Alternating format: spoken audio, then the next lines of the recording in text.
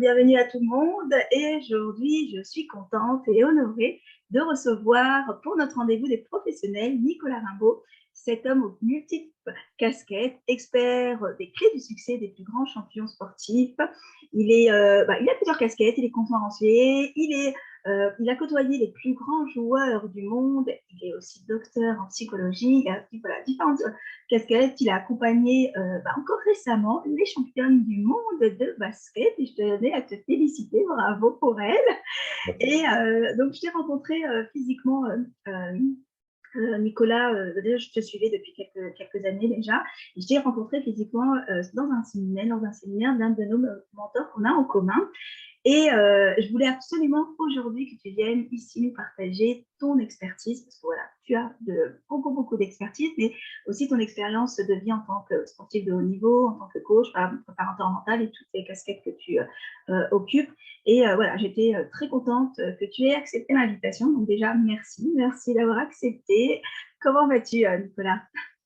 Avec plaisir, Ilham. Merci de l'invitation. Je vais bien. On en parlait juste avant de lancer l'enregistrement.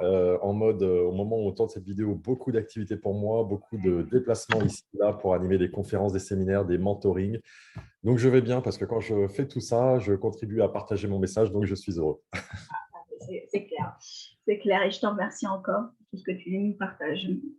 Alors, pour les personnes qui ne te connaissent pas, parce que moi, voilà, je connais ceux qui aussi te suivent, mais ceux qui encore ne te suivent pas, est-ce que tu peux te présenter en quelques mots, surtout parler de ton parcours, voilà, surtout comme voilà, je te disais, tu as quand même beaucoup voilà, tu as côtoyé des grands sportifs, des grands entraîneurs de différents pays. J'aimerais bien que, voilà, que tu parles de toi, un peu de ton parcours, voilà, si c'est possible, ceux qui ne te connaissent pas. Alors, c'est possible. L'univers qui est le mien, c'est celui du sport de haut niveau et plus particulièrement du basketball. J'ai travaillé pendant 10 ans à la Fédé de basket où je m'occupais de la reconversion des joueuses et des joueurs des équipes de France.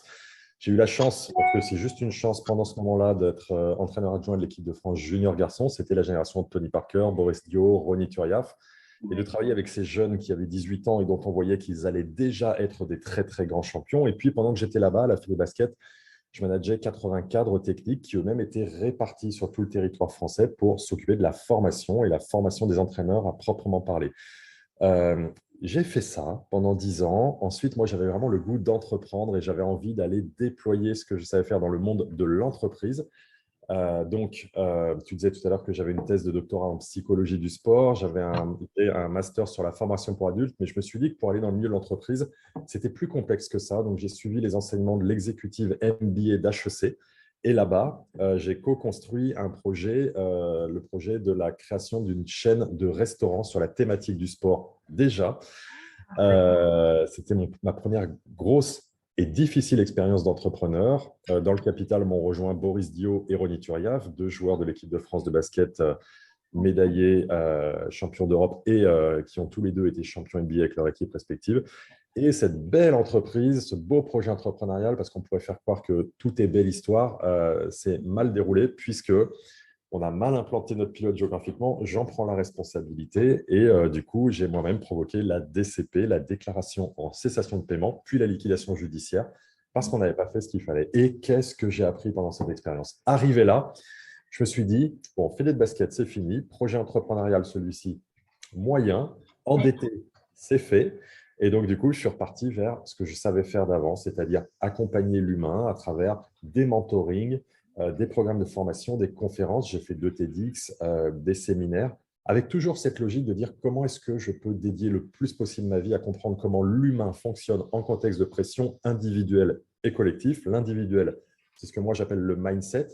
Quel est le couplage de mes pensées, de mes émotions? Quelles sont les histoires que je me raconte?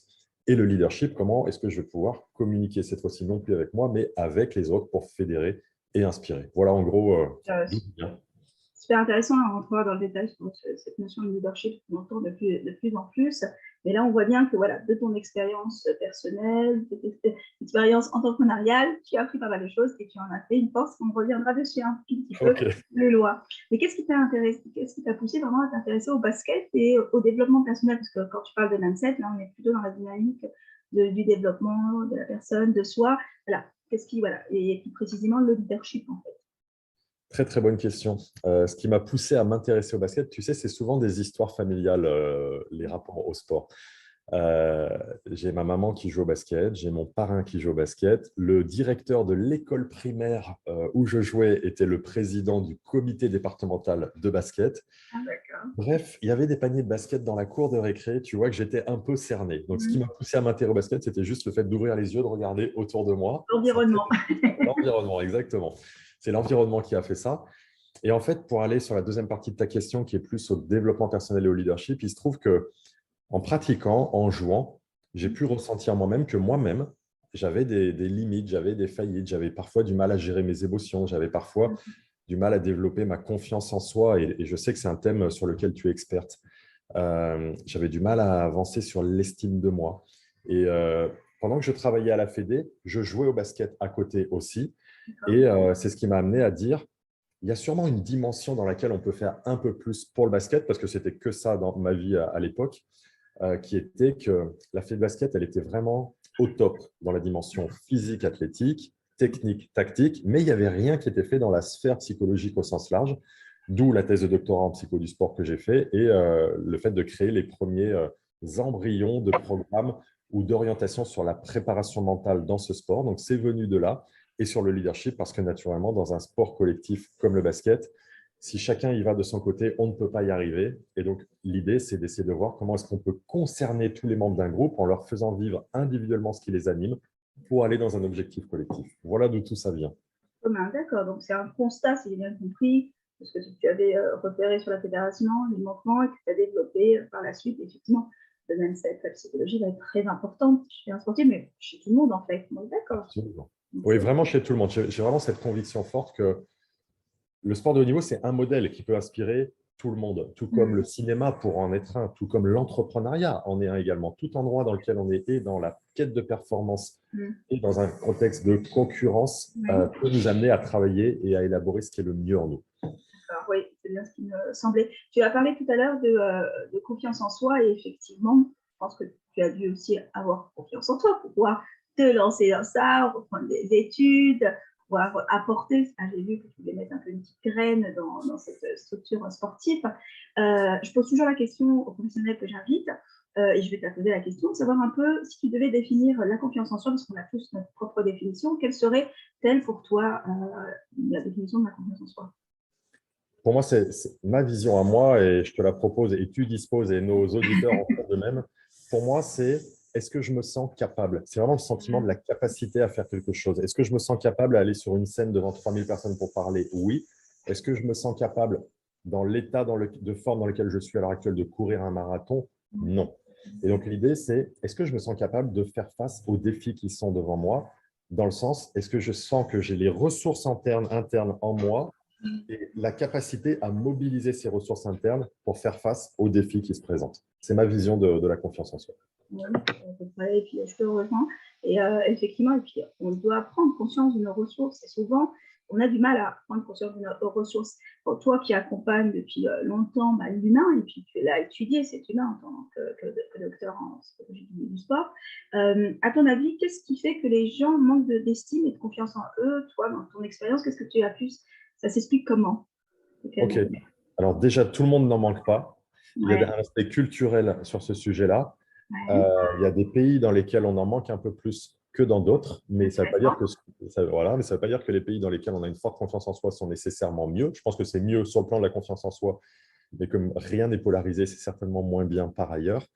En tout cas, ce que je vois, c'est que pour les personnes qui manquent de confiance en soi ou d'estime de soi, ça s'explique souvent, en tout cas pour les personnes que j'ai pu accompagner ou observer, par un environnement familial initial, par des non-autorisations de vouloir avancer, des non-autorisations de vouloir déployer nos ailes.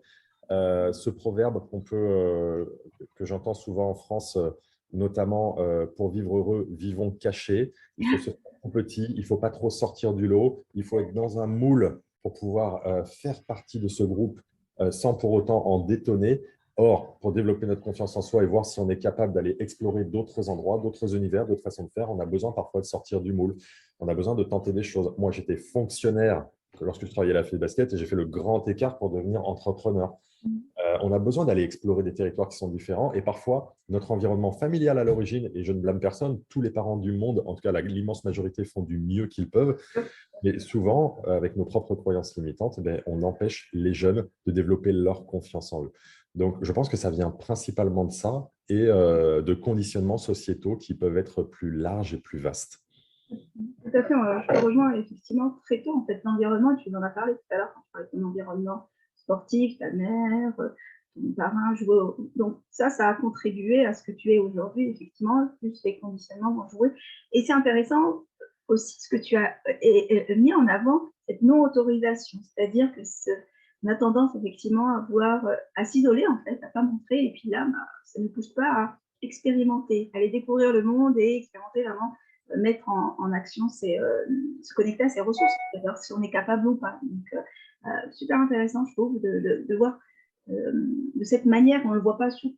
Et puis le côté culturel, effectivement. Selon les pays, selon les cultures, des personnes sont totalement confiantes très tôt. Et on le voit, un exemple, on le voit dans les pays anglo-saxons, les enfants ont très tôt confiance en eux parce qu'on, voilà, contrairement à la culture française. Voilà. Donc, c'est un bon exemple que tu viens d'illustrer. Alors, moi, ce qui m'a aussi excuse-moi, ça me fait penser juste en rebond de ça que bien. C'est pour ça qu'on a besoin parfois de mentors comme toi, tu peux l'être et comme je peux l'être par ailleurs. Parce que, tu vois, moi, dans ma pratique de mentoring, je travaille vraiment l'empuissancement ou l'empowerment en anglais, c'est-à-dire le fait de développer le sentiment de puissance important chez la personne accompagnée. Et en fait, je dis toujours aux gens que j'accompagne, et pas que seulement que j'accompagne, je ne coach pas ma fille, mais je disais encore à ma fille, il n'y a pas plus tard qu'il y a 2 jours, mais je te vois tellement plus forte que tu vois et je pense que j'ai raison de te voir là. Et si tu arrivais à te voir avec tout le champ des possibles qui est possible pour toi, ça serait juste extraordinaire. Et, je lui dis, t'en es où là-dessus? Parce que jusque-là, c'était non, non, non, non, je ne suis pas forte, je ne suis pas grande, machin. Elle me dit, je suis en train de voir que je suis en train de m'y mettre, je suis en train de voir. Donc ça, c'est pas mal. Et tu vois, si le défaut de confiance en soi vient de notre environnement, on peut aussi aller chercher dans un environnement, à travers du mentoring notamment, des gens qui vont nous aider à nous voir plus grand que nous on se voit, qui vont croire en nous, parfois plus que nous, on ne croit en nous et en nos capacités, ce qui nous ouvre le champ des possibles. Tout à fait. Et le fait d'être aussi dans un environnement, comme tu viens de stipuler, qui soit stimulant et qui nous tire vers le haut. Là, c'est ce que tu dis. Et effectivement, on a besoin d'avoir des modèles. Hein. La modélisation va être très importante, d'où la nécessité. Et on vous invite tous aussi à aller, voilà, de chercher un mentor, quelqu'un qui vous inspire, pour pouvoir aussi observer comment la personne procède, quelles sont ses qualités, voilà, pour pouvoir développer ça. Et et ça va nous aider à développer notre confiance en soi. Ce qui m'a aussi poussé à t'interviewer, Nicolas, c'est que tu as fait, voilà, tu as quand même un parcours assez inspirant, tu as continué à te dépasser, tu le fais tout le temps, là, regarde, tu t'arrêtes pas. Là, comme tu dis, c'est pour ça que je suis contente de t'avoir aujourd'hui, mais tu dépasses toujours tes limites et tu ne te contentes pas en fait des victoires que tu as eues en tant qu'entraîneur l'équipe nationale, olympique, toutes les victoires que tu as pu avoir avec ces sportifs de haut niveau, tu pousses toujours tes limites. Alors, moi, j'aimerais bien que tu nous donnes quelques conseils pour se dépasser. Souvent, les personnes ont du mal à se dépasser. Tu parlais d'être connecté à ses ressources et puis de savoir, voilà, voir un peu plus haut que c'est possible. Tu as donné l'exemple de ta fille. Comment quels seraient les conseils que tu nous partagerais pour se dépasser? Pour se dépasser, alors déjà, moi, c'est une bonne question parce que j'ai déposé à l'INPI le terme dépassement personnel. Le développement personnel, on connaît tous, mais moi, j'aime l'idée du dépassement personnel. Comment est-ce que je peux aller chercher le meilleur de moi? Et je l'ai déposé à l'INPI tellement je suis en phase avec cette idée-là. Pour se dépasser, tu m'as déjà entendu en parler, cette règle des 3 A qui me semble fondamentale. Le premier A, et je l'ai un tout petit peu évoqué tout à l'heure lorsqu'on parlait des jeunes et de l'environnement familial. Le premier A, c'est s'autoriser l'autorisation, s'autoriser à voir grand, s'autoriser à… Je ne dirais pas comme Tony Robbins qui dit… C'est intéressant, parce que Tony Robbins, c'est pouvoir illimité, on est capable de tout faire. Et il y a une part de moi qui me dit oui. Et comme je travaille toujours sur moi et que je ne suis pas arrivé à son niveau à lui, il y a une part de moi qui dit, bon, illimité, rien n'est impossible, peut-être que c'est extrême. Et donc, au stade où j'en suis, au niveau de conscience où j'en suis, c'est s'autoriser à voir grand et s'autoriser à voir plus grand que ce que spontanément, je pense que je pourrais faire.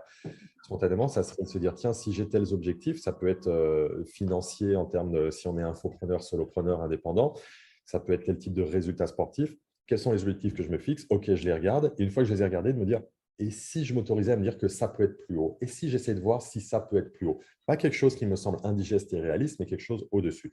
Donc, la première clé, c'est s'autoriser à voir grand. La deuxième, en A, c'est accepter le prix à payer. Souvent, on n'ose pas se dépasser parce qu'on se dit, ouais, mais il y a des contraintes où je vais avoir mal, où je vais souffrir, où ça va être difficile, où je vais me planter, où le regard des autres. On a un bon cerveau reptilien qui sait bien nous amener tout ça. Des excuses, oui. Exactement. Et donc, en fait, c'est anticiper, c'est un double A celui-là, le deuxième, anticiper et accepter le prix à payer. J'anticipe qu'il y aura un prix à payer face à l'objectif élevé que je me donne et je suis prêt à savoir que quand il va se présenter, je saurai y faire face. Ça peut être, je vais peut-être passer moins de temps avec mes enfants ou avec mon conjoint ou ma conjointe, ou je vais moins m'occuper de ma santé, ou je vais moins faire de voyages. Et comme ça, quand ça se présente à moi, je le savais et j'y suis prêt. Et c'est le faire vraiment en lucidité. Et le troisième A, qui est encore un double A, c'est mettre en place des actions adaptées. Des actions adaptées. Il y a beaucoup de jeunes, mais finalement pas que de jeunes, qui ont des ambitions élevées, tu vois, dans le fait de s'autoriser à voir grand. Les nouvelles générations, elles arrivent Ça globalement. arrive de plus en plus. Ouais. Absolument. Et tant mieux, c'est magnifique. Par contre, sur mettre en place des actions adaptées, mais plus simplement le passage à l'action, c'est plus bof-bof. Et donc, en fait, l'idée, c'est bien beau. En plus, on est dans des mondes un peu de développement personnel, toi et moi. Je pourrais me mettre sur cette chaise en position de méditation et attendre. Il ne va rien se passer. Je Ouais. peux agir un peu sur certaines énergies, mais il va concrètement rien se passer. On a besoin de ces passages à l'action. Et donc, l'idée, c'est de mettre en place des actions adaptées. Pourquoi actions adaptées? Encore une fois, Tony Robbins, lui, parle de actions massives. Oui. Moi, j'aime l'idée de dire qu'on a besoin de faire des actions massives, mais que des fois. On a besoin de faire des tout petits pas. Des fois, on a besoin de faire des sprints, des fois des marathons pour reprendre cette image, des fois des sauts. Adapter l'action au moment, aux circonstances, aux besoins de ce qu'on a à faire. On a besoin de mettre ça en place. Et si on arrive à s'inscrire dans ce triple A, on va pouvoir pleinement se dépasser selon moi. J'aime bien cet exemple imagé là, du sport, le saut, etc. En fait, c'est de s'adapter en fonction de quel objectif tu veux atteindre, en fonction aussi de toi. En fait. Souvent, on ne Oui, prend pas conscience de nous, de nos capacités et où on en est dans ce cheminement. En fait. Donc, absolument. et puis, c'est vraiment cette notion d'acceptation des contraintes. Souvent, on va vouloir faire des choses, mais on ne va pas être prêt à sortir et à accepter les risques. Donc, dans ces trois H, je trouve qu'ils illustrent totalement ce dépassement de soi. Mais toi, comment tu as fait, toi, pour croire en fait, dans tes capacités? Souvent, on n'a pas conscience de ses capacités, on n'a pas conscience de nos ressources et notamment de notre potentiel, parce que là, pour tout ce que tu fais, tu pousses l'humain à développer son potentiel. Mais vraiment, tous pour pouvoir se dépasser, on dépasse quoi? C'est vraiment ce qu'on a en nous. Est-ce que tu peux nous donner quelques conseils pour pouvoir croire en ses ressources et à son potentiel? Ce serait quoi si tu avais petites choses à partager aujourd'hui sur ça? Déjà, je veux te remercier avant de répondre parce que tu proposes vraiment des super questions qui sont profondes et qui font aller toucher des beaux sujets. Donc déjà, merci pour On n'est ça. pas psy pour rien. Ouais, on n'est pas ici pour rien. Non, si, un psychologue pour rien. On est dans la profondeur. Ouais, mais c'est ça. C'est ça. Mais je tiens à le souligner parce que Bien. ce n'est pas Merci. toujours le cas. Et là, on a des belles questions. Donc vraiment, je te remercie. Pour croire en ses ressources et en son potentiel, c'est arrêter de se comparer aux autres déjà pour commencer. Parce qu'à chaque fois qu'on met en place la comparaison sociale, pour moi, la comparaison sociale, c'est un double poison. C'est le poison du bonheur et c'est le poison de la performance. Toi, moi, on peut se comparer à quelqu'un qu'on va, avec nos yeux à nous, voir plus haut que nous et se dire « Oh là là, je suis trop petite ou trop petit, j'y arrive pas, je ne suis pas à la hauteur, je ne peux pas, etc. » En toute chose, il y a quelqu'un qui sera supérieur à nous. En spiritualité, je vais trouver des Dans gens tous les supérieurs. domaines. En business, en sport, en mentoring, en toute chose, il y a des gens supérieurs à nous. Et souvent, quand on établit cette comparaison sociale, c'est souvent en mode défavorable pour nous. Donc déjà, étape 1, arrêter de se comparer aux autres. Et j'en parle en connaissance de cause puisque tu me poses la question. Je l'ai fait très souvent et très longtemps. Je me suis souvent comparé et je vois bien ce que ça a donné comme non-résultat. Donc, on laisse les autres de côté. Ensuite, il y a la question du regard de l'autre et des critiques. Moi, j'aime bien dire que quand on est sur cette terre, il y a globalement 25% des gens qui vont nous adorer ou nous aimer ou nous trouver super ou chouette. De l'autre côté, on va avoir 25% des gens qui vont nous détester, nous trouver nuls, nous trouver nazes. C'est valable pour toi, c'est valable pour moi, c'est valable pour chaque personne qui écoute ça. Et au milieu, on a 50% de personnes soit qui sont neutres vis-à-vis de nous, soit, et c'est plus souvent le cas, qui s'en foutent complètement de nous. Oui, c'est ça. Et on se met une pression, effectivement. Et donc, une fois qu'on accepte tout ça, on n'est pas à la recherche d'aller essayer de grappiller des gens qui vont nous aimer plus. On n'est pas en essayant de convaincre des gens qui ne nous aiment pas assez ou de lutter contre ou d'objectiver, etc. Mhm. On a et on doit déployer les choses par nous-mêmes. Ce n'est pas de l'égoïsme, c'est de la centration sur soi. Et puis, il y a aussi le fait de regarder tout ce qu'on a fait dans les X années qui se sont écoulées avant le moment où on fait la photo. C'est-à-dire que ça, c'est un travail que je fais souvent avec mes propres coachs qui me coachent moi. Je Mhm. regarde en arrière, quand des fois j'ai des moments comme tout le monde de doute, d'hésitation, de est-ce que je vais y arriver. Regarde tout ce que tu as fait ces 3 dernières années. Et en fait, c'est souvent ahurissant, sauf qu'on oublie de regarder dans le rétro par rapport à ça. On aime bien regarder dans le rétro les choses qu'on a ratées, qui ne se sont pas bien passées, Objectif, là. etc. Voilà, mais c'est d'aller regarder ce qu'on a construit, réussi, positivé dans le passé qui va pouvoir nous aider aussi de dire OK, du coup, j'ai des ressources, j'ai du potentiel, parce que ce n'est même pas que du potentiel, puisque je l'ai activé, je l'ai réalisé. Donc, c'est concret, c'est matériel. Donc, let's go pour enchaîner. Voilà ce que j'ai envie de te répondre. Non, mais et puis, c'est très bien que tu aies souligné que des fois, toi-même, bah, déjà, tu te fais coacher, ça, c'est une obligation, mais que tu doutes aussi, que tu as des moments, des phases, etc. Donc ça, on est conscience que le doute est normal chez l'être humain. On a besoin de se rebooster, on a de douter de ses… Et puis le fait de faire cet exercice, effectivement, permet de prendre conscience du chemin parcouru et qu'ils sont là, les ressources. Et on les a activées, en fait. Exactement. C'est très bien que… Et on le dit pas assez, je trouve. Souvent, Mm. les coachs ou les personnes qui sont dans l'accompagnement ont un peu cette toute puissance en montrant que oui, il n'y a pas de doute, il n'y a pas de manque de confiance, alors que pas du tout. Voilà, on est des humains comme tout le monde et ça, c'est très bien que tu le dis et je suis contente. Est-ce que tu peux nous parler, parce que tu as beaucoup de concepts dans tes accompagnements et c'est ce que j'aime aussi, voilà, comment tu formules les choses. Tu as parlé de la boussole de la réussite. Ça, j'aimerais bien, si c'est possible, que tu nous dises à quelques mots, voilà, c'est quoi cette boussole de la réussite? Parce que tout ça, l'objectif, c'est de réussir et d'évoluer, de s'épanouir. Donc, c'est quoi en quelques mots la boussole? Et Ah, la dernière question. très intéressant, très intéressant. Si tu peux, on ne l'avait pas anticipé, mais si tu peux m'activer le partage, si tu sais le faire en direct, fais-le, comme ça je vais pouvoir Alors, montrer il un faut que petit je te peu. donne la main. Alors, Vas-y. il faut que je t'invite, que tu sois animateur. Pendant ce temps, je te laisse le faire. Pendant ce temps-là, je peux commencer à en parler. La boussole de la réussite, c'est un programme en ligne vidéo que j'ai créé qui me semble super riche parce que c'est quelque chose qui n'existe pas et qui, à mon avis, répond à un besoin. Donc, je vais vous pouvoir, là, j'ai vu que tu m'as donné la main, je vais pouvoir vous partager un petit visuel. C'est l'idée de se dire comment est-ce qu'on peut identifier 4 axes cardinaux qui sont essentiels dans la réussite et dans le dépassement personnel et Ok. également 4 axes de précision à utiliser dans l'action. Et en fait, je Ah, vais vous montrer un petit schéma qui va arriver. L'idée de la boussole de la réussite, c'est de travailler sur le dépassement personnel avec tout ce que je peux mettre derrière. Et là, on n'en a pas partagé plus que 5%. ouais. Ça s'accorde aussi avec le modèle VPS, qui est un modèle fondamental pour moi dans le dépassement personnel. V, on va voir ici avec vision inspirée. P pour performance engagée et S pour sérénité incarnée.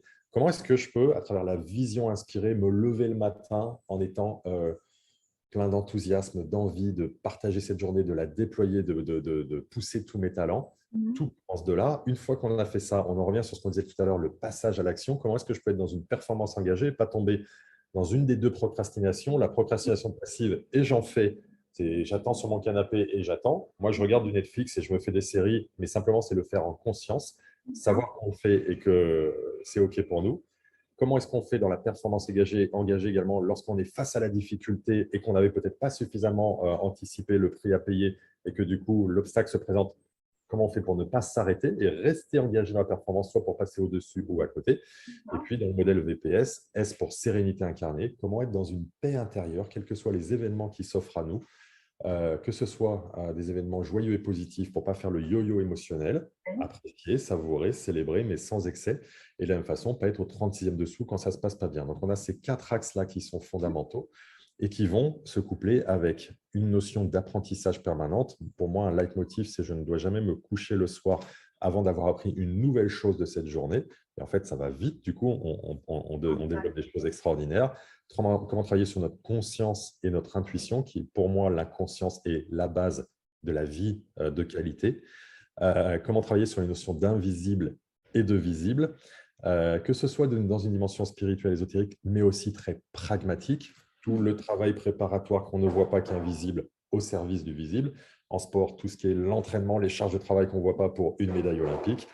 Et puis, travailler sur notre foi et notre enthousiasme. Foi dans aucun sens religieux, simplement, c'est un concept que j'aime. Ouais, avoir la foi et j'aime utiliser la notion aussi de confiance en foi. Habituellement, on dit confiance en soi, confiance en foi, Pas c'est-à-dire mal. j'ai à la fois confiance en moi et à la fois j'ai la foi qui va se présenter des choses à moi auxquelles je vais pouvoir faire face avec de l'enthousiasme. Et voilà, en fait, c'est un programme en ligne où on travaille tout ça à travers des vidéos et que j'aime beaucoup. C'est très bien et c'est bien expliqué cette fameuse boussole. C'est un C'est ça, repère en fait. Et je trouve que exactement. il t'a Et des fois, abordé. ouais, ouais, c'est ça. Et des fois, je ne peux pas commencer avant d'avoir calé ma vision inspirée. Des fois, c'est quand je suis confronté à la performance, qu'est-ce que je dois faire? Des fois, oui, mais dans le visible, ça ne sort pas. OK, qu'est-ce que tu as mis en place dans l'invisible, etc., etc.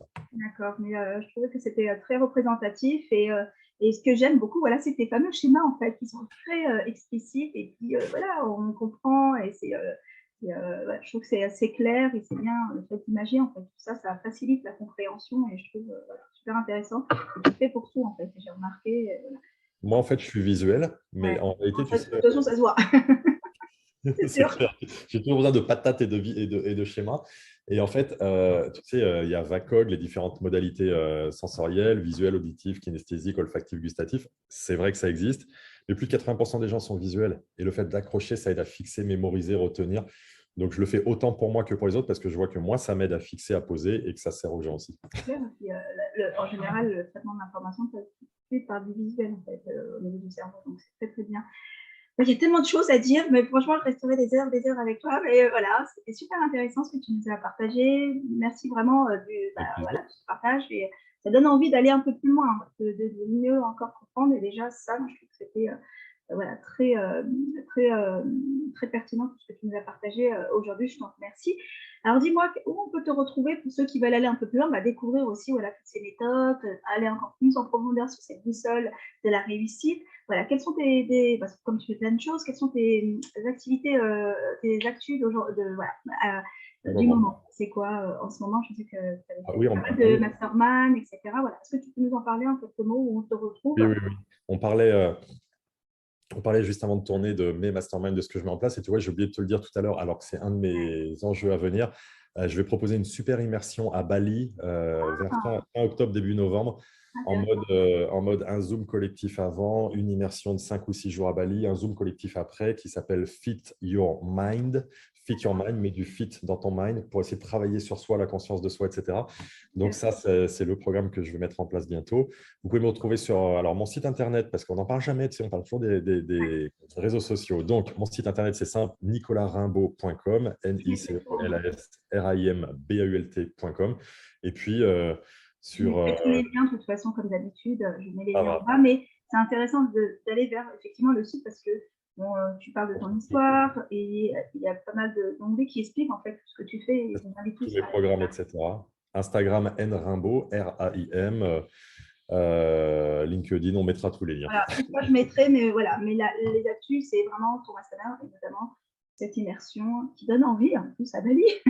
C'est un endroit tellement énergétique, c'est fantastique. Et puis, ce qu'on fera, si tu veux, je te mettrai à disposition un lien pour offrir à celles et ceux qui regardent le pack de l'entrepreneur champion avec plein de ressources pour aller beaucoup plus loin que ce qu'on a pu partager. C'est gentil, merci à toi encore. Merci déjà d'avoir Avec plaisir. partagé tout ce que tu nous as dit aujourd'hui. Merci encore. Je te remercie. Au plaisir d'échanger encore avec toi, Nicolas. Merci à vous d'avoir été présents. Et puis, n'hésitez pas, s'il y a des questions comme d'habitude, mettez-les en commentaire. On se fera un plaisir d'y répondre. Et Nicolas aussi, bien sûr. Prends soin de toi. Merci encore. Passe une agréable journée. Je vous dis au revoir et je vous dis à bientôt. Merci, Nicolas. Au revoir. Ilham, à très bientôt. Au revoir.